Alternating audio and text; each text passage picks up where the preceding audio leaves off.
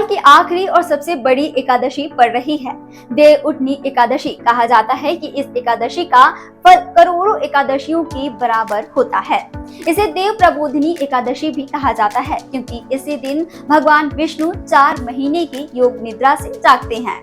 यह दिन सोए हुए भाग्य को जगाने वाला और सभी एकादशियों में सरयू तक माना जाता है। जो भी इस व्रत को पूरी श्रद्धा से करता है उस पर भगवान विष्णु की विशेष कृपा होती है।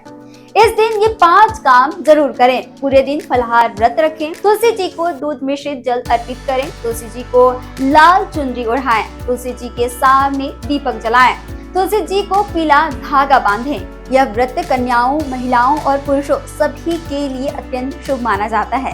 इस दिन भगवान विष्णु और माता लक्ष्मी जी की पूजा से सुख, समृद्धि और सौभाग्य प्राप्त होता है। छत्तीसगढ़ से जुड़े और अपडेट्स के लिए आप देखते रहें वयम छत्तीसगढ़।